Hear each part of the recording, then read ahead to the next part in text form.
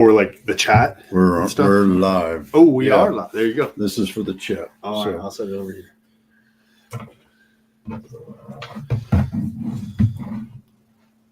All right. So a little bit different environment than you're used to seeing on here for one of my monthly lives. I don't have my chalkboard behind me. I got hats and I got Camden next to me. Yes, sir. Just to keep things different and to round out 24. Yeah, geez, I'm getting ahead of myself. To round out 24 with this great subject of rest actively. And we're just going to tag team this a little bit. It'll be kind of like our podcast. Except I don't think I will ever get used to the opposite movement that the tool we're using, StreamYard, does. It's backwards from the other. So every time I move this way, I'm moving the wrong way. I know I've talked about that before too, as I've tripped over a cord as I turned around to get on the chalkboard.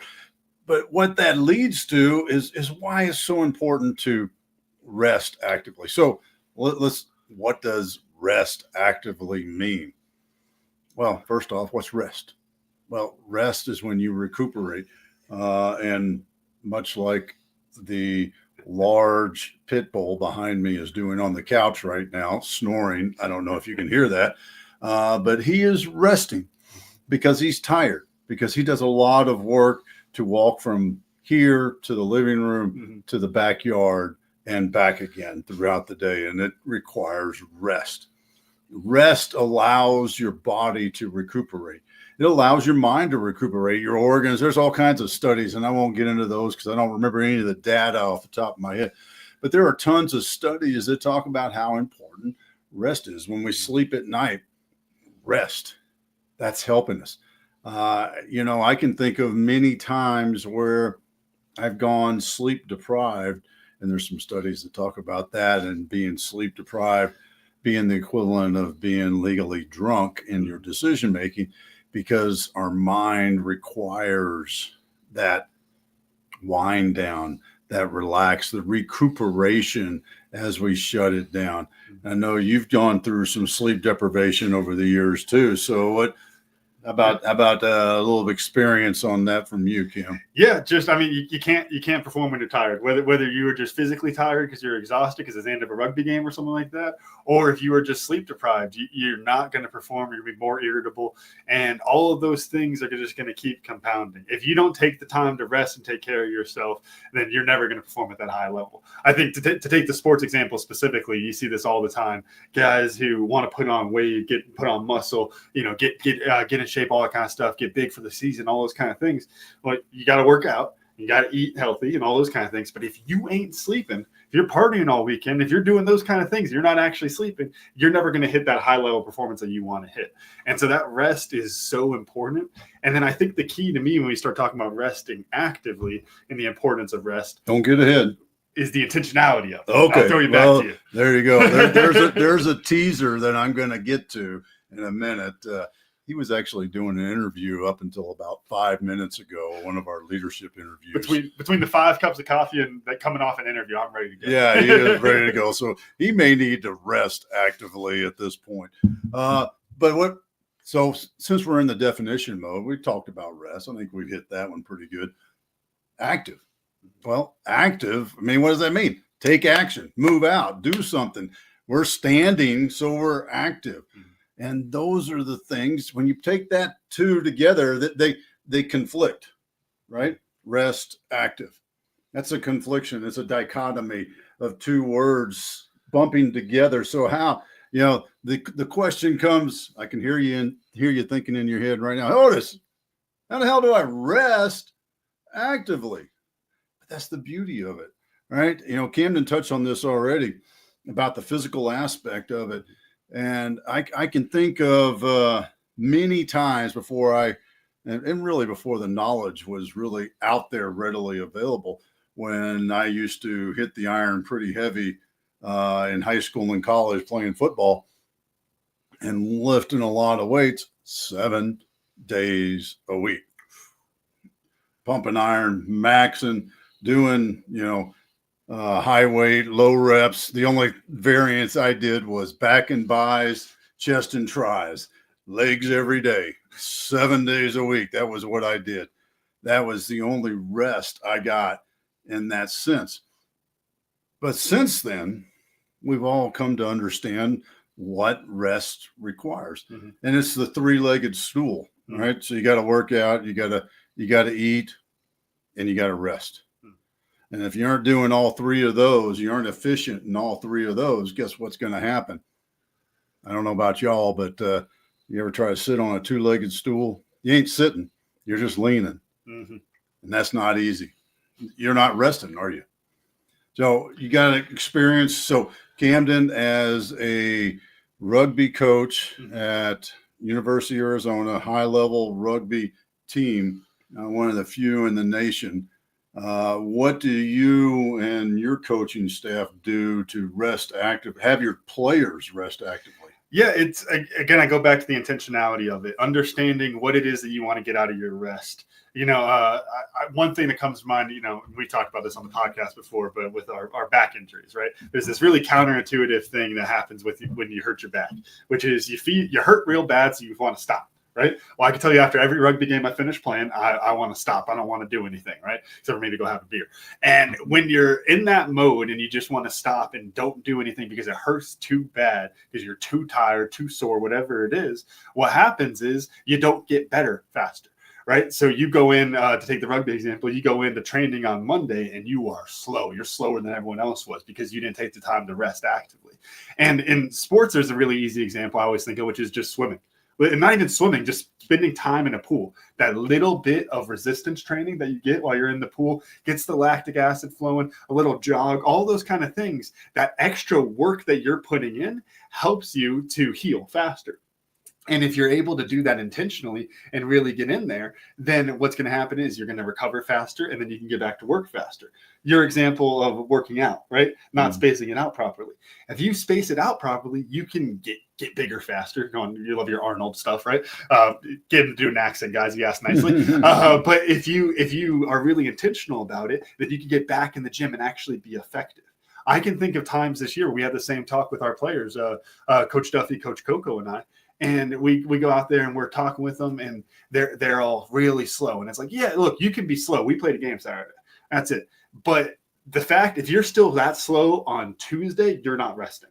You're not taking the time to recover. You're not getting in the pool or anything. You're not being active with your rest. And the more active you are with it, the better your performance is going to be in the long run. You got to take the time to rest. It's like you want to stay up all night studying for a test. It's like, just sleep. Because if you sleep, you're actually going to be, your brain's going to be switched on rather than just being tired and full of information.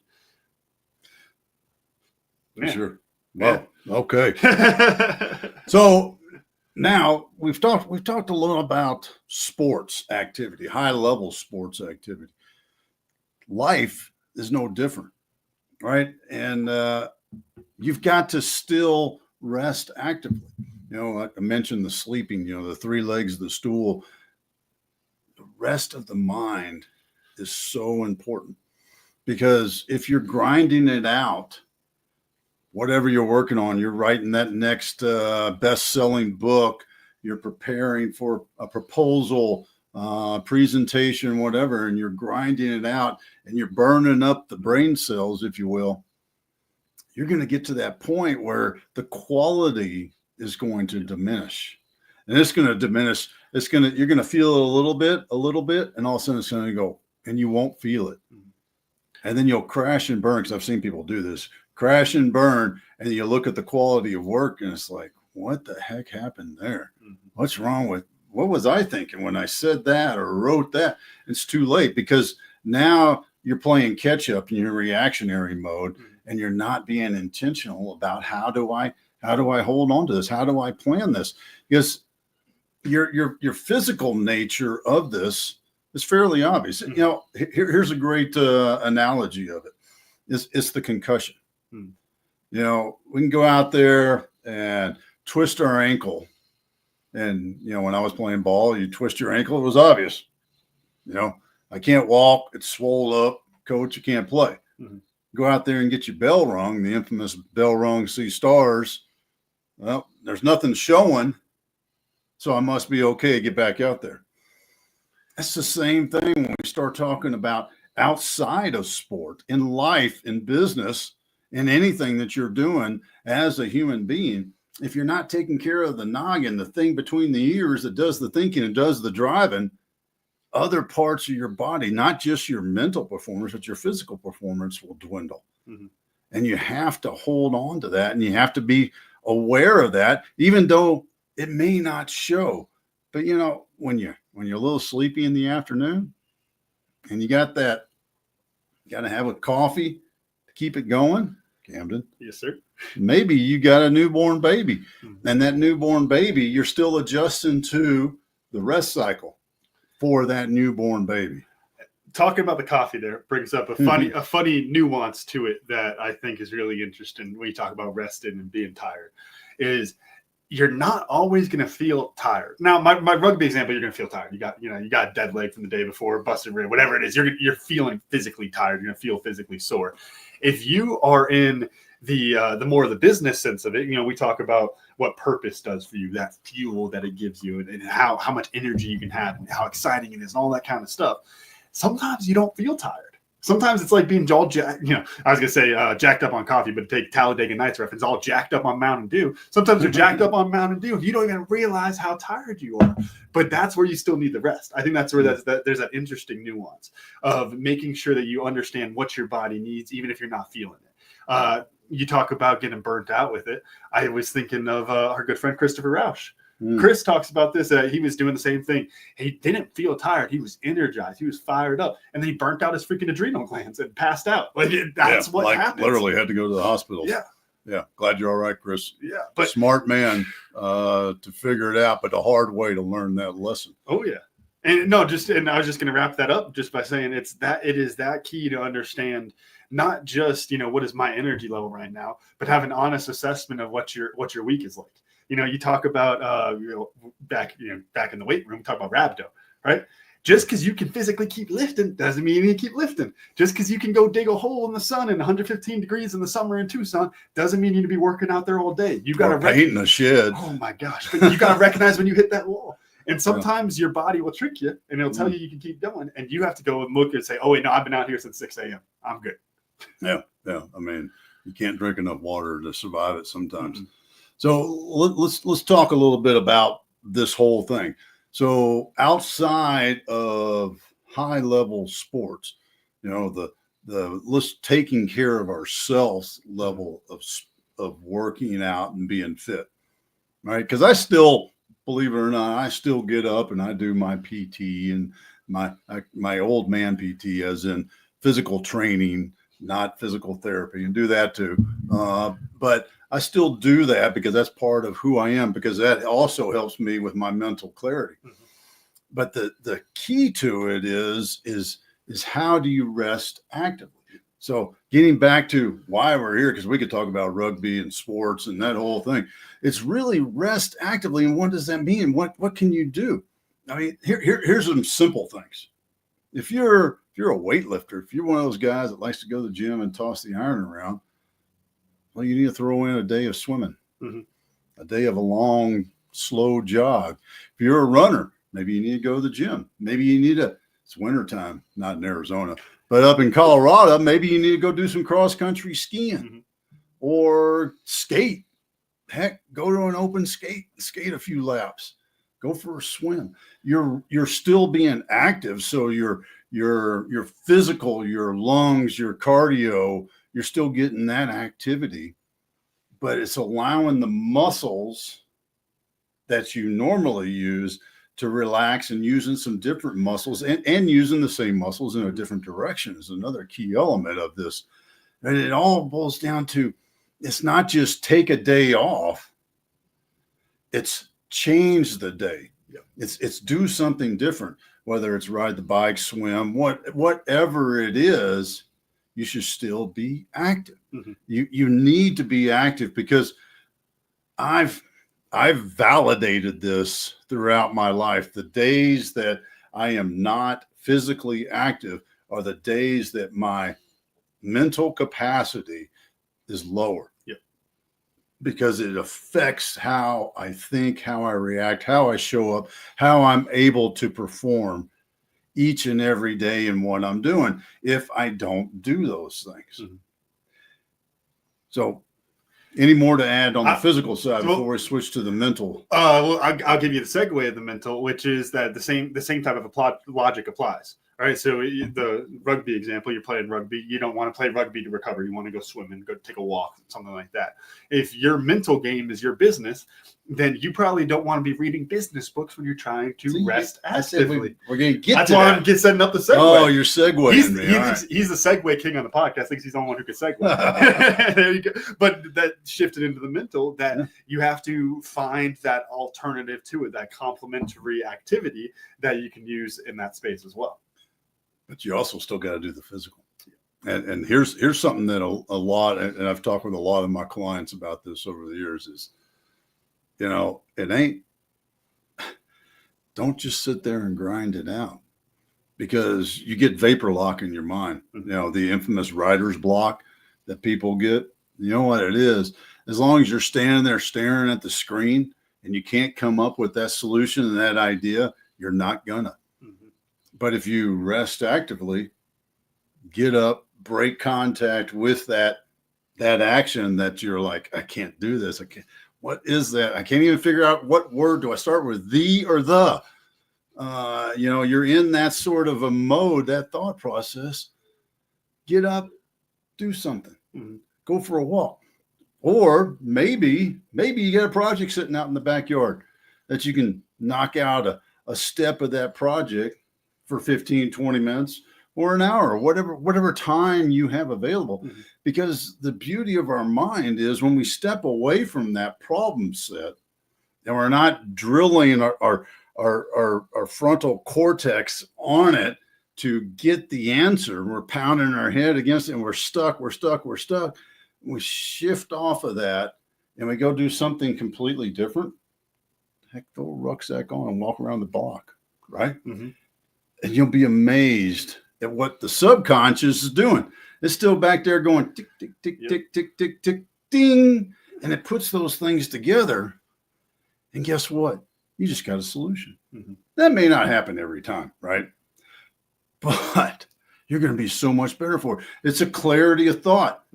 I think it was Seneca who talks about getting up and being outside and how being outside shifts our mind. It opens the mind to other solutions and varieties of solutions that when we're sit here and we got the blinders on and we're pounding our head against the wall, that we can't come up with. Yeah, and I think the activity is so important, but then I take it back to the physical example. We talk about literal sleep also as part of the resting process.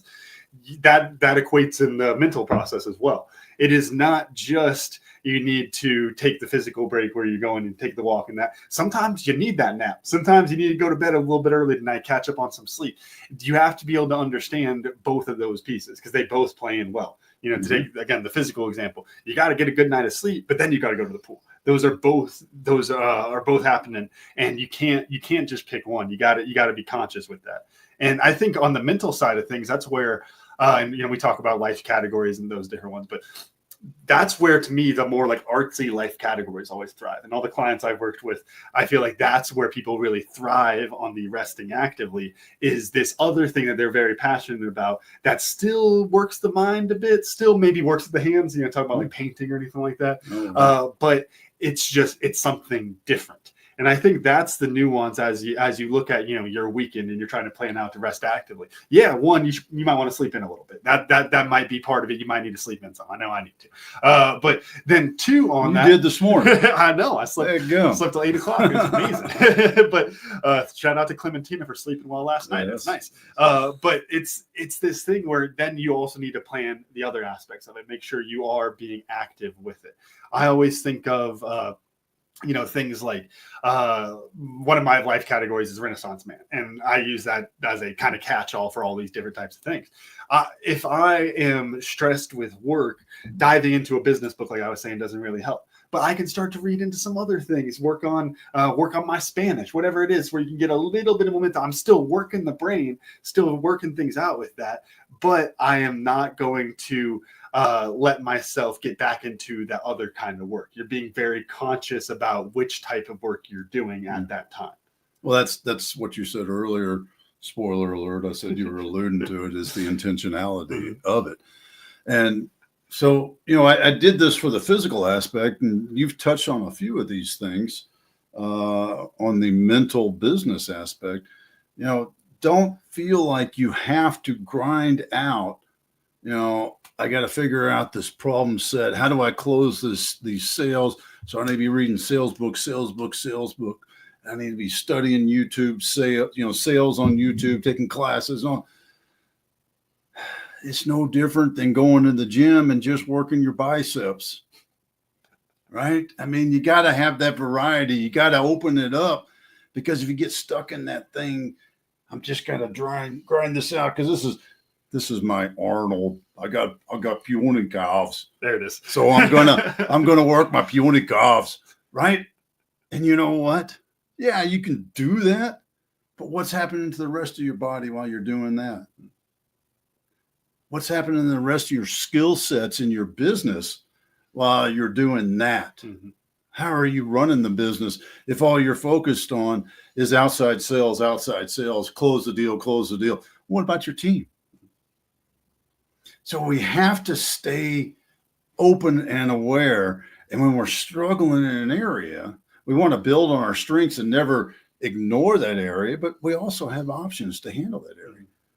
And I think coming back to the resting actively piece of this, it's, hey, I had a client one time, we were talking about this very sort of thing, and he was very much into the professional development. The only things I should read should be self-improvement, professional development things.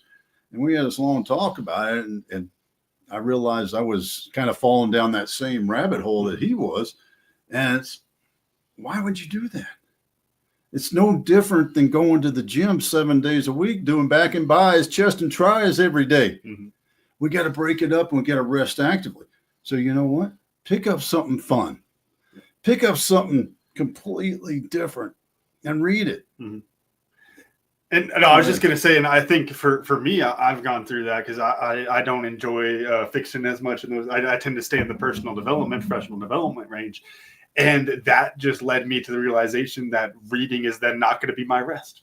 That's not my active rest. It's something I still do. It's still part of my routine, but it's no longer going to be, well, I need to take a break. Let me go read.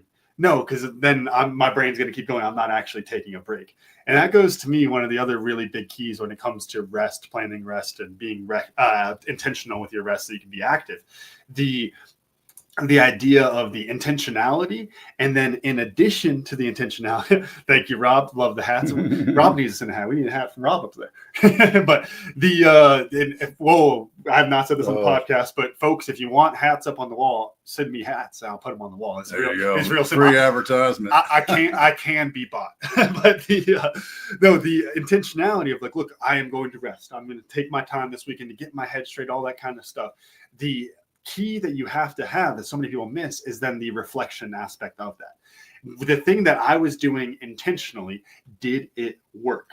I'll use an example that's more my demographic of clients than yours, but it's a lot of folks my age will play video games, or in college will play video games when I'm doing my college transition coaching. And it's so funny to me, the amount of people who do things like that, and they're upset, they're stressed about it, and those kind of things. It's like, well, were you having fun? It's like, yeah, it's the most fun ever, and you're angry. It's like, all right, well, clearly you need to reflect a little bit about how you are relaxing. That's not actually going to help you relax. That's not going to help you rest. And so you have to have that same analysis of yourself. Just like the workouts, just like anything else, you got to look back and say, okay, do I actually feel better? Yeah, I could show you a new exercise. We could compare bad back notes, and we could come up with new exercises. Yours might jack up my back, mine might jack up your back. We're completely different. You have to have that reflection. And if you don't, then you're going to continue to make those same mistakes, and you're going to tell yourself you're resting actively, but actually you're just burning yourself out. Actually, you're just stressing out. Give another example, the more universal than the video game one. Talk about watching TV or like sports, right? Yeah. Can you relax and watch a Cowboys game? Because I can't. No. I cannot watch the Cowboys and relax. That's why I don't watch them anymore. Exactly. It's a stressful activity. Yeah. But then there's other things where Jessica and I, we love our cooking shows, right? Well, I can rest and watch a cooking show. That actually does relax me. It gets the mind going a little bit, the creativity. It still scratches some of that, but it's going to actually relax me rather than just jacking me up even more and making me more upset. And I think that's the key, is having that honest reflection to your activities. Which is the latter half of being intentional. Mm. You know, if you're not thinking about these things and at least considering it, then you're not being intentional. And the reason I say consider it, because here's my technique, my walk technique, the little short rucks that I do throughout the day, is I put on my things I want to accomplish today, walk, and my goal each day is to do 3 of them. I put 3 little tick marks there to show that I did it. Sometimes I get 4. All right. But I don't plan it. You can, if you're one of those people that needs to plan it. I look at my watch and I say, oh, I've got 10 minutes. It takes me 6 minutes to do the walk. I'm going to walk. Because at the end of the day, I also want to be able to say to myself, I did those 3. Or if I'm reflecting back on my day, or when I reflect back on my day and I see that I did 1 or 0, and I think to myself, how the hell could I have not had 18 minutes in a day to rest actively, to break the cycle in the sitting on my ass, grinding it out, talking with people, putting things together to help people? Because the irony is, when I break away from that activity to rest actively and go for that 6-minute ruck, I'm helping people, because I'm making myself better so I can help more people. You asked for the rugby example. I can give you the coaches one on that. Actually, you're asking earlier. That just made me think. One of my first trips with the U of A team, I think we were up at in Provo playing BYU, and I couldn't sleep. And I remember complaining at breakfast the next day to the other coaches, like, dude, I got like an hour of sleep last night. I feel terrible. And Coach Duffy looked me square in the face and said, well, you got to figure that out if you want to coach. And I was like, what are you doing? But it's like, no, because Thanks for the mentoring. Right. Well, if I am tired, I'm not going to coach well. I'm going to be irritable. I'm not going to have the right mindset. I'm not going to see things properly, right? You have to rest in order to show up like that. And at a certain point, it's your choice, right? You got to figure it out or not. Because if you can't show up, at that high level, you're just letting the rest of the team down. Whether it's physical or mental, if you're not performing at your best, you're letting the rest of the team down. Yeah. Well, and to bring us back around in the resting active, there's so many things that you can do. And one of the things that we are doing here at Tribe and Purpose, because we believe in this so strongly, we're starting a new tribe, and we call this the Steel Men Tribe. And this is a small group of men, leaders, who want to help each other succeed. This isn't about business connections. This isn't about helping. I lost that train of thought. This is about, because I was trying to do the negative thing. What it's not. This is what it is. This is about men working together as men to grow their leadership skills and life happiness, to be clear in the purpose, to help each other live life with power, intention, and pursuit of their purpose. That's what the Steel Men Tribe is about, because steel is strong. It's a combination of many items, and we can get into the 4107 and those sort of things. Carbon, amount of carbon, tensile, heat, pressure. But men perform in those situations better. And you know what?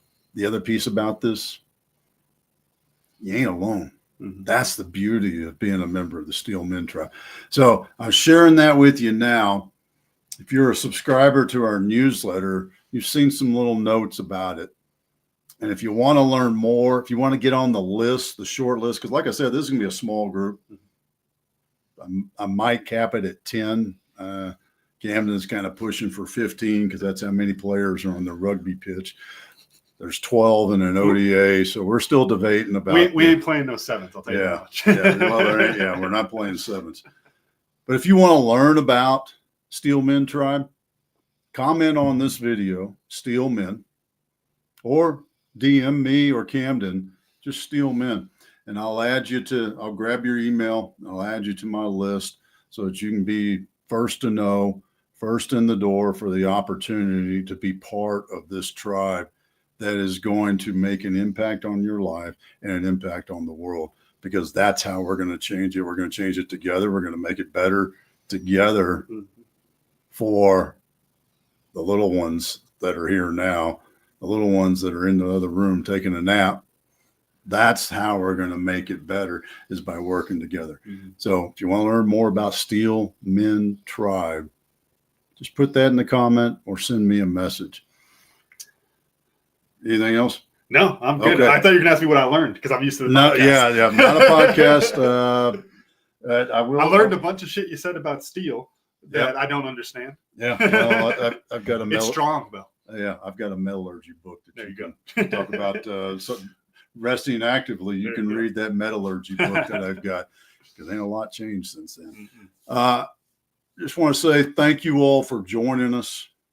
It's been a great year of doing these. We're going to continue to do these in some form or fashion, but there will be monthly, and they will very likely be on the third Thursday, pardon me, the third Thursday of each month. So look for that. I'll post it on the social channels again and send out the invites. We always appreciate the comments, the views, and you know, it means the world to us when you show up, and whether it's a actual comment, thank you, Sam, or a snide comment, thank you, Rob. We love it. We love the support. We love that you're there. And here's a Merry Christmas, a Happy New Year. And we always want you to live your life with intention in pursuit of your purpose. We'll see you next month and next year.